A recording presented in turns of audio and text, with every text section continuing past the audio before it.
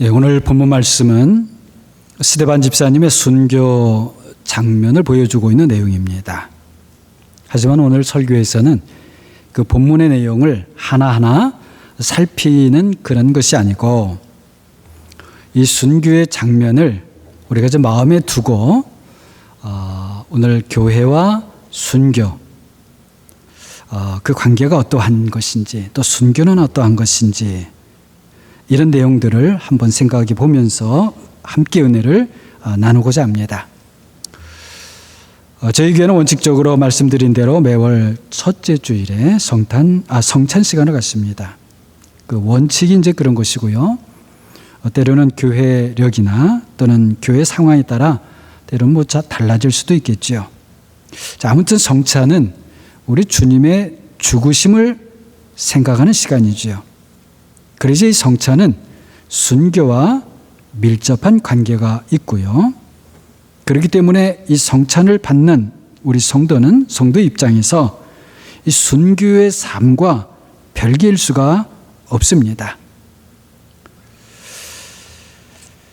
사실 지난 주일에 설교 가운데 제가 집에 돌아가서 좀 돌이켜 생각을 해보니 제가 그때 순교에 대하여서 잠깐 말씀을 드리면서 좀 가볍게 말씀드린 잘못이 있는 것 같다, 그런 생각이 들었습니다. 그래서 오늘 성찬을 우리가 맞는 주일이기도 해서 오늘 교회와 순교에 대한 말씀을 드려보려고 합니다. 순교는 우리 기독교 역사에서 아주 엄중한 일이었고요. 그래서 3세기 초, 제가 요즘에 좀 오래전에 이야기를 많이 하는데요. 여러분이 좀 함께 기억했으면 좋겠는 것이요. 성경은 최소한 신약 성경은, 구약 성경은 더 오래되었지만 신약 성경은 사실은 1세기 때의 기록물이에요. 자, 아무튼 3세기 초에 터툴리안이라고 하는 분은 순교자의 피가 교회의 기반이다, 파운데이션이다, 이렇게까지 말했습니다. 순교는 죽는 것이기 때문에 보통 우리는 비극적인 일로 생각하는 경향이 있지만 초기 교회에서 순교는 아주 영광스러운 일이었습니다. 순교의 기회가 아무에게나 주어지는 것이 아니라고 생각을 했고요. 그래서 성도로서 최고의 영광이었습니다. 최고의 영광이 되는 이유는 그리스도의 고난 가운데서도 최고 정점인 그리스도의 죽음에 실제로 참여하는 것이었기 때문이요, 그랬습니다. 자, 그런데 우리가 머리로는 그렇게 생각할 수 있지만 그렇다고 해도 그 순교라고 하는 것을 영광스러운 일이라고 생각했다는 것이 오늘날 우리에게는 상당히 낯설고 그리고 의아해요. 그래? 자, 그런데 생각해 보면 우리의 성도의 삶은 그리스도를 닮아가는 삶입니다. 그것은 아주 복되고 놀라운 일이죠. 어떻게 우리 사람이 그리스도를 닮는 삶을 산다는 것입니까? 이것은 하나님의 전적인 은혜가 아니면 불가능합니다. 그런데 우리의 삶의 마지막이 죽음이죠. 그런데 그 죽음까지도 그리스도의 죽음을 닮는다면, 그리스도를 닮는 삶을 사는 데 있어서 그 이상은 없을 거예요. 그래서 초기 교회에서는 이 순교를 성도로서 최고의 영광이라고 생각했던 겁니다. 그리스도의 죽음은 하나님께서 우리를 위해서 우리의 죽음을 죽으신 것이고, 우리의 죽음을 하나님 자신의 죽음으로 정복하신 하나님의 사건입니다. 달리 말하면 그리스도의 죽음은 하나님께서 우리 사람의 죽음을 죽으심으로 사람이 하나님의 생명을 얻는 사건이었고, 그래서 사실은 이 십자가의 죽음을 통해서 하나님의 생명이 드러난 사건입니다. 그래서 우리 역시 그리스도의 죽음을 볼 때에 그저 우리 예수님께서 이렇게 죽어가시는구나 그런 것만을 보는 것이 아니라 하나님의 생명이 그 죽음을 통해서 나타나는 것을 보아야 합니다. 그런데 솔직히 말씀을 드려서요, 저 자신도 아직 그렇게까지 분명하게 보이지는 않습니다. 솔직한 저의 표현입니다. 그러나 그런 믿음을 받았고, 그래서 초기교회 성도들처럼 저 역시 그 그리스도의 죽음 속에서 하나님의 생명이 죽음을 삼키는 것을 볼 것으로 저는 믿습니다. 저는 여러분도 그렇게 되기를 바랍니다. 아무튼 그런 그리스도의 죽음을 닮아서 내가 죽는다는 것은 죽음을 정복한 그 하나님의 승리에 참여하는 것이고 성도에게 가장 큰 영광이었던 것이죠. 물론 교회를 박해하는 일이 생겼을 때에 죽음이 무서워서 교회를 떠난 사람들도 있었습니다. 그러나 보석이라고 하는 것은 원석을 갈고 닦아서 보석이 되는 것처럼 박해의 기간은 성도들과 교회를 갈고 닦아서 더욱 빛나게 하는 시간이었습니다. 일상생활 속에서 성도들이 당하는 고난이 단순한 고난이 아니라 성도를 단련하여 빛나게 하는 하나님의 도구인 것처럼 박해라고 하는 것 역시 성도 안에 감추어졌던 영광을 밖으로 드러내서 빛나게 하는 시간이었던 것입니다. 제가 초기 교회에 관련된 책들을 보면서 제일 놀란 것 중에 하나가 바로 이 순교였습니다. 제가 평소에 생각하고 있던 순교와 많이 다르더라고요. 우리는 순교라고 하게 되면 그저 좀 미개한 지역에 가서 복음을 전하다가 피치 못하게 목숨까지 잃게 되는 것을 보통 순교라고 생각을 하지요. 맞습니다. 그것도 순교입니다. 그런데 앞에서 말씀드린 것처럼 초기 교회에서의 그 순교는 그 이상이었습니다. 일상생활을 하고 있는데 어느 순간 교회를 박해하는 일이 벌어지는 거예요. 하나의 예를 들면 어느 날 로마 황제의 포고령이 발표가 됩니다. 그리고는 도시의 중앙에 황제의 상이 세워져요. 그리고는 제물을 바치라는 거예요, 거기다가. 그리고 그 황제의 상 앞에는 관리들이 지키고 있습니다. 지나가는 사람을 아무나 붙잡고 황제의 상에게 제물을 바치라고 그렇게 요구를 해요.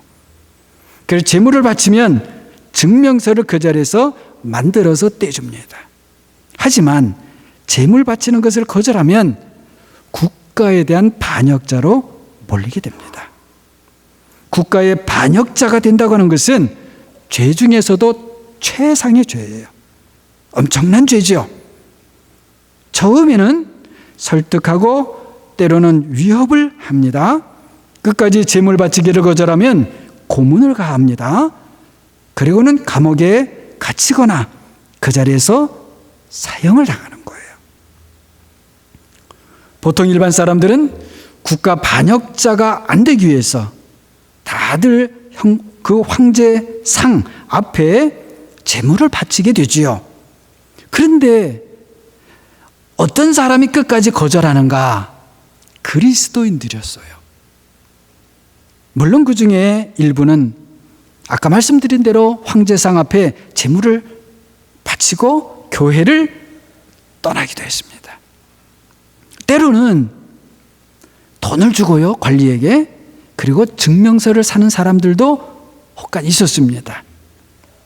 교인들 중에도 그런 사람들이 있었는데 당시 교회는 그런 일을 황제상 앞에 제물을 바친 것 못지않게 아주 부정한 일을 행한 것으로 그렇게 간주했습니다.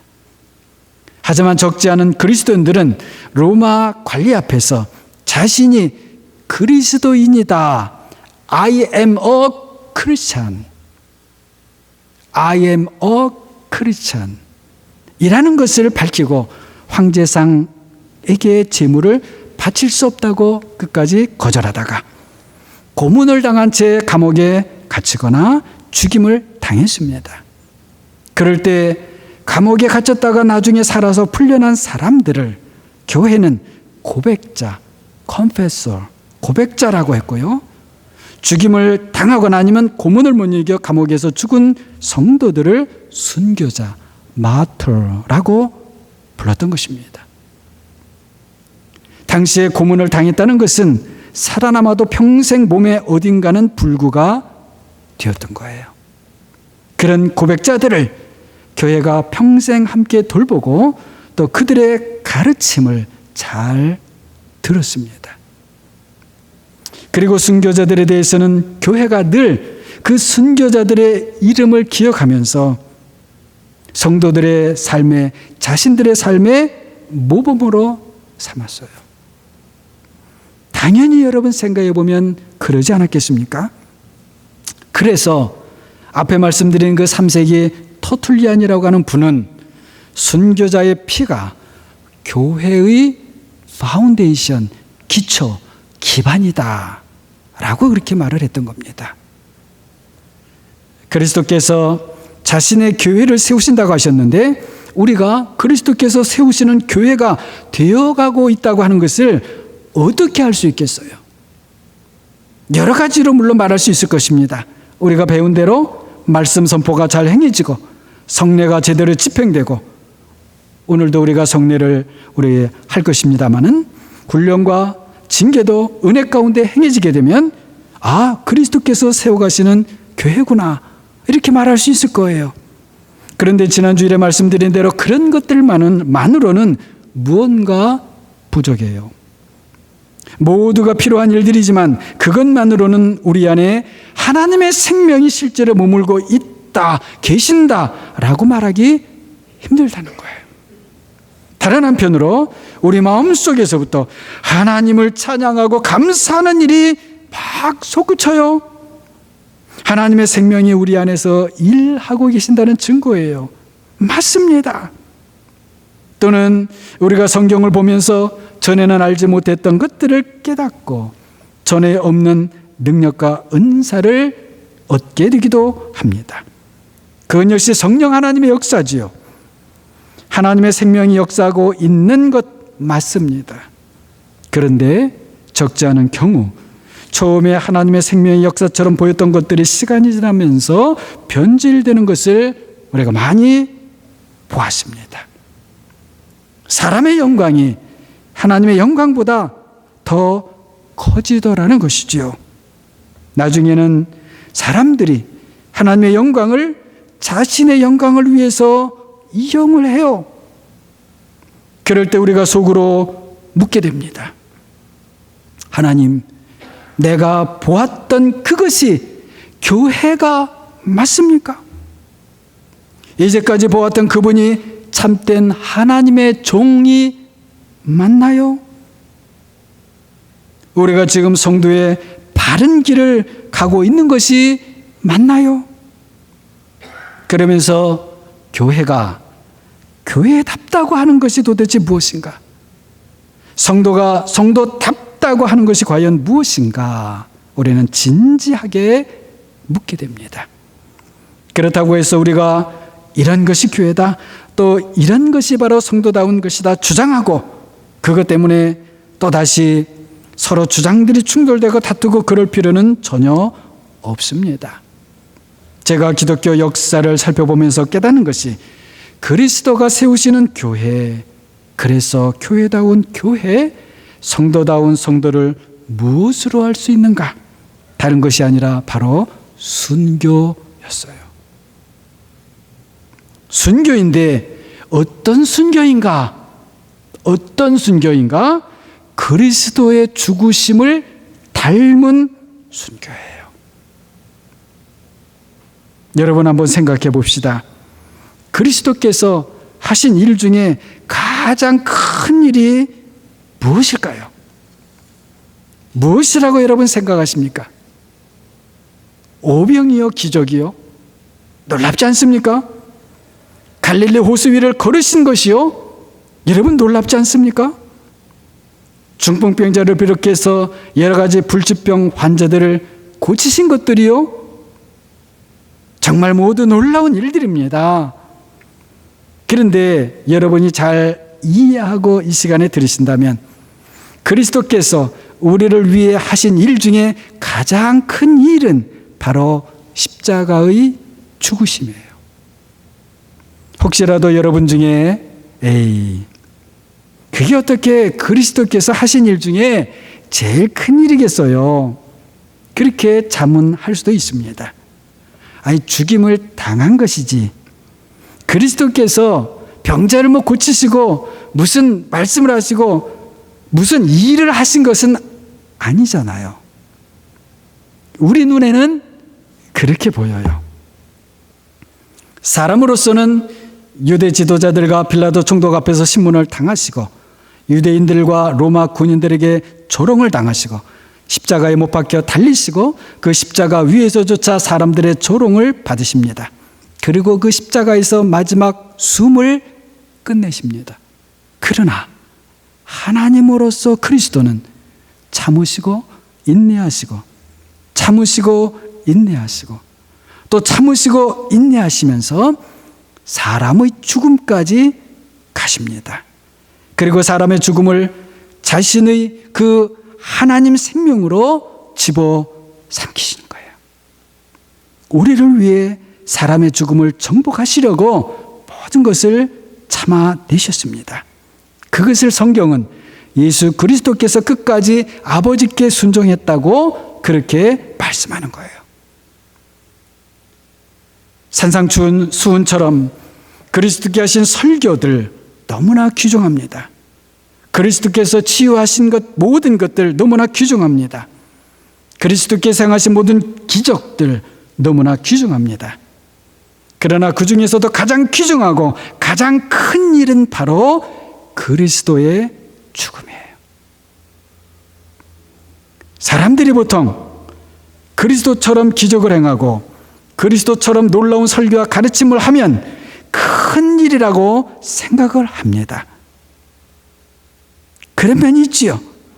그러나 그것이 다가 아니에요. 죄송하지만 그런 일들은 그리스도의 죽음에 비하면 작은 일들입니다.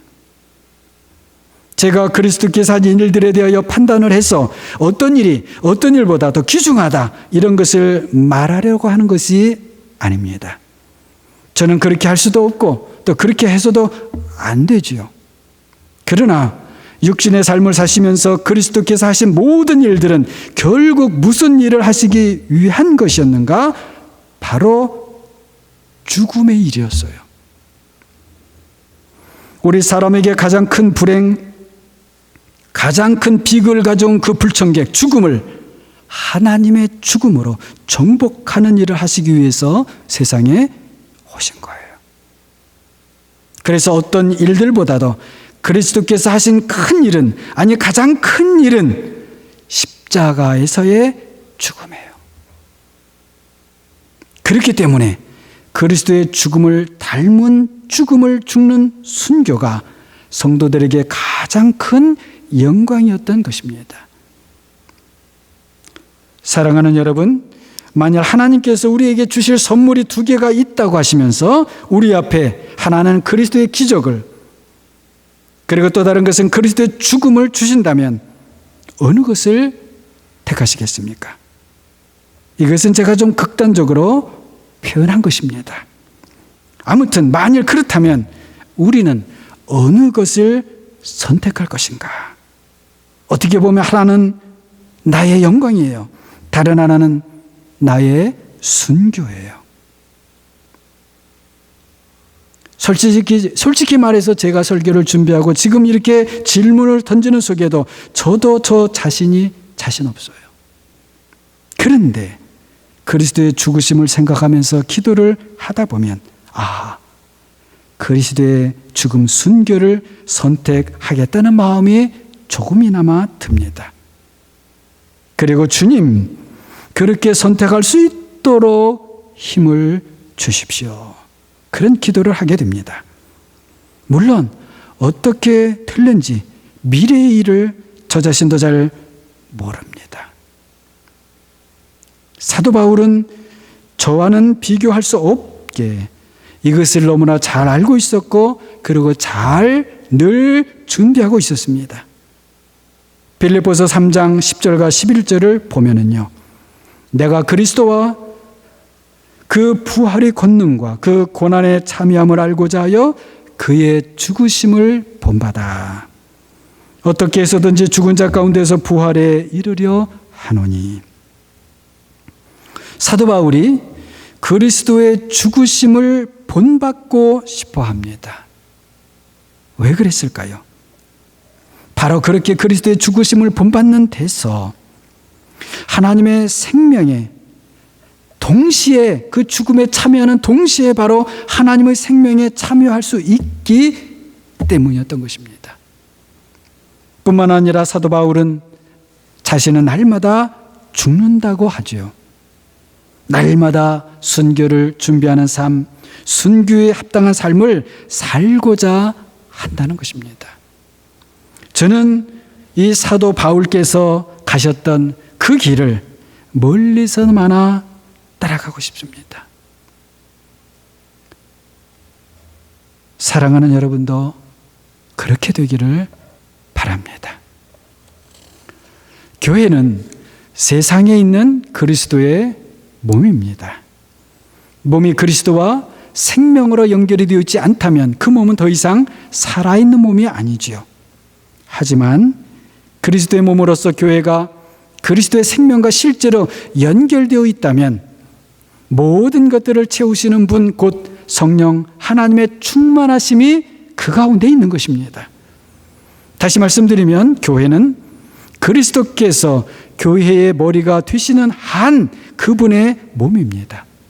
그리고 성령께서 교회를 살리시고 신성으로 채우시는 한 교회는 하나님의 충만입니다.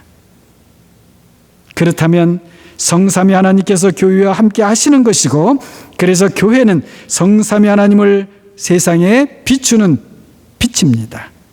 여러분, 교회는 그런 것입니다. 그렇기 때문에 교회에 속한 지체로서 우리는 우리 자신들을 각자 삼가하고 조심해야 합니다. 모든 일을 하나님의 은혜 가운데 감당해야 합니다. 교회 안에서는 세상 사람들의 그런 시끄러운 소리들이 들려서도 사실은 안 됩니다. 교회는 살아계신 하나님이 계신 곳이기 때문입니다. 그래서 구약을 보면 열왕기상 6장 7절인데요. 솔로몬 왕이 성전을 지을 때에 그 성전터 안에서는 방망이나 도끼나 어떤 철 연장 소리도 나지 않게 했던 것이에요. 성전을 지은 다음 때도 아니고 짓는 과정에서부터 그렇게 했습니다. 교회는 하나님이 말씀하시는 곳입니다. 사람들은 그 말씀을 듣는 곳이에요. 하나님의 말씀을 듣는데 방해되는 소리가 생겨나면 안 되겠죠. 하나님이 일하시는 곳, 교회예요. 그래서 사람들은 하나님의 놀라운 일들에 대하여 감사하고 찬양하는 곳이 교회입니다. 또 그런 것들을 배우는 곳이 교회예요. 이렇게 듣고 찬양하고 배우면서 우리가 그리스도의 교회가 되어가는 것이죠. 그리고 교회에서 듣는 것, 감사하는 것, 찬양하는 것, 이런 것들을 잘 배워야 우리가 세상에서 살 때에도 그렇게 배운 대로 살 수 있을 것입니다. 물론 우리가 하나님의 말씀을 들었다고 다 배울 수 없고, 배웠다고 그대로 다 실천할 수는 없습니다. 아무리 훌륭한 사람도 그렇게는 안 돼요. 저도 그렇게 안 됩니다. 우리는 다만 조금씩 듣고 배우고 또 조금씩 배운 대로 또 조금씩 실천해 가면 되는 것입니다. 저는 조금씩이 중요하다고 봐요. 조금씩. 많이 하려고 하지 마세요. 많이 하게 되면 잘못하면 탈이 납니다. 탈나면 듣지 못한 것만 못하고 배우지 못한 것만 못하게 될 수 있어요. 순교도 마찬가지입니다. 어느 날 갑자기 순교할 수 있는 게 아니지요. 우리는 조금씩 배워나가는 것입니다. 그리스도의 고난을 바라보면서 오래 참는 것을 배워나가고 그리스도를 바라보면서 온유함을 배워나가고 겸손을 배워나가고 또 베푸는 것을 배워나가고 다른 사람 돕는 일을 배워나가고 주님을 생각하면서 참고 또 참고 또 참고 이런 것들이 모두 순교를 배워나가는 것입니다. 이렇게 우리 성도는 순교의 삶을 조금씩 배워나가고 쌓아가고 익혀가는 거예요. 그런 사람들이 성도입니다. 하루하루 순교적인 삶을 사는 가운데 순교의 때가 오면 바로 영광의 순교를 할 수도 있는 것이지요. 박해가 왔다고 갑자기 순교할 수 있는 것이 아닐 것입니다. 교회는 살아계신 하나님과의 관계가 가장 중요합니다. 그래야 살아계시는 하나님 때문에 우리도 살기 때문인 것이죠. 그리고 하나님은 우리가 잘 알듯이 사랑이십니다. 그래서 우리가 하나님과 그리스도 안에서 연결되어 있다면 하나님께서 우리에게 자신의 그 사랑, 하나님의 사랑을 주시지요. 그러면 우리도 그 하나님의 사랑을 받고 실천할 수 있는 것입니다. 하나님께서 안 주시면 우리는 아무것도 못하는 거예요. 그러면서 우리는 하나님과 동행하는 삶을 하루하루 배우며 또 살아가게 됩니다. 그런데 이렇게 살아계신 하나님과 우리가 계속해서 바른 관계에 있다는 것을 어떻게 알 수 있습니까? 말씀드린 것처럼 솔직히 그것을 안다는 것 어려워요. 내가 하나님과 바른 관계에 있다고 도대체 어떤 사람이 그렇게 주장할 수 있겠습니까? 나는 하나님과 바른 관계에 있습니다. 누가 그걸 주장할 수 있어요? 그럴 수 없습니다. 우리 교회는 하나님과 바른 관계에 있다. 어느 누가 그렇게 주장할 수 있습니까? 못해요. 그것은 주장의 문제가 아닙니다. 그저 하나님과 바른 관계 속에서 살아가면 되는 것입니다. 사람의 주장이 아니라 사람의 삶이 보여주는 거예요. 그 삶이 무엇입니까? 말씀드린 것처럼 바로 순교입니다. 그리고 순교적인 삶입니다. 박해가 없을 때에도 순교에 합당한 그런 순교적인 삶, 그리고 순교를 준비하는 삶, 그리고 순교로 가는 삶, 그리고 순교에 어울리는 삶을 사는 것입니다. 그런 삶은 여러분 절대로 내 힘으로, 내 능력으로, 내 주장으로 되지 않습니다. 만일에 내 힘으로 된다면 그리스도께서 헛되이 죽으신 것입니다. 우리 힘으로 안 되기 때문에 그리스도께서 우리를 위해서 죽으신 것입니다. 우리를 위해서 죽음을 멸해 주신 거예요. 그렇게 해서 죽음이 두려워 죄의 종노릇 하던 우리를 해방시켜 주신 것입니다. 우리는 더 이상 죽음이 두려워서 죄의 종노릇 할 필요가 이제는 없는 것이죠. 그렇다고 해서 우리가 만영을 부리자 이런 말은 절대 아닙니다. 그리스도의 죽으심은 죽으러 가는 어린 양 같은 모습이었습니다. 자신을 죽이려는 자들에게 대항하지 않으셨지요. 모욕하는 자들, 침뱉는 자들, 자신의 얼굴을 치는 자들, 자신의 손과 발에 못질하는 자들, 머리에 가시면류관을 씌우는 자들, 네가 하나님의 아들이라면 네가 달린 십자가에서 내려와 보라고 하는 그 자들에게 자신의 능력을 과시하지 않으셨습니다. 우리를 위해 죽기 위해서였지요. 다른 말로 하면 우리에게 생명을 주시기 위해서 그러셨습니다. 그래야만 우리의 죽음을 하나님 자신의 죽음으로 이길 수 있었기 때문이었고, 그래야 말씀드린 대로 우리에게 새 생명을 주실 수 있었기 때문이었죠. 바로 그렇기 때문에 우리가 그러한 그리스도의 고난과 죽으심에 참여할 수 있다면 오히려 그것은 우리의 영광입니다. 우리가 일상생활 그런 어려움 속에서 그리스도를 믿는 믿음으로 인내한다면 바로 그것이 우리의 영광이에요.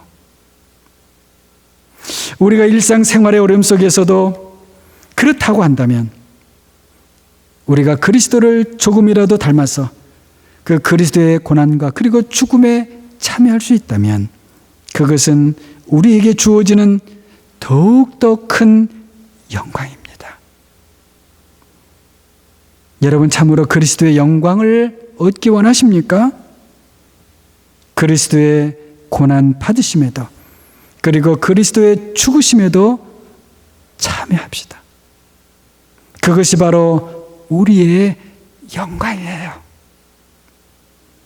우리는 다른 것에서 영광을 구하면 안 됩니다. 다른 것은 복음도 아니고 그리스도의 복음이 아닌 다른 것은 사실은 사람의 영광은 있을지 모르지만 거기에는 하나님의 영광은 없습니다. 순교자를 마터라고 하죠.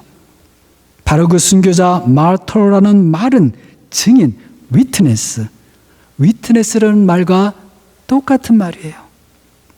그래서 순교자는 증인, 위트네스입니다. 누구를 증거한 증인이지요? 바로 그리스도를 증거한 증인입니다. 그렇다면 왜 초기 교회는 순교자를 그리스도를 세상에 증거한 증인이라고 했을까요? 그리스도의 삶 중에서도 가장 귀중한 바로 그리스도의 죽음을 자신의 죽음을 통해서 세상에 알렸기 때문입니다. 복음을 전파하는 사람을 전도자 또는 선교사라고 하지요. 그것처럼 순교자는 그리스도의 복음 중에서도 복음, 곧 그리스도의 죽음을 세상에 전파했다는 거예요. 그래서 그리스도의 증인, 순교자라고 한 것입니다. 제가 지난 주일에 교회에 박해가 와서 순교를 하게 되면 담임 목사인 제가 1순위라고 말씀드렸습니다. 저는 이것을 잊지 않으려고 합니다. 그 다음이 장로님들이고 그 다음이 권사님들이라고 말씀드렸죠. 모두가 그리스도의 복음을 전하는 분들이고 그리스도의 복음에 대하여 맡은 책임이 있는 직분들이기 때문입니다. 우리 교회와 그리고 저를 포함해서 사랑하는 여러분 모두 오늘 성찬에 참여하면서 우리 일상생활 속에서 그리스도의 고난과 죽으심에 기쁨으로 참여하는 그런 은혜를 받으시기를 주님의 이름으로 축원합니다. 우리 잠깐 이 시간에 함께 기도하면 좋겠습니다.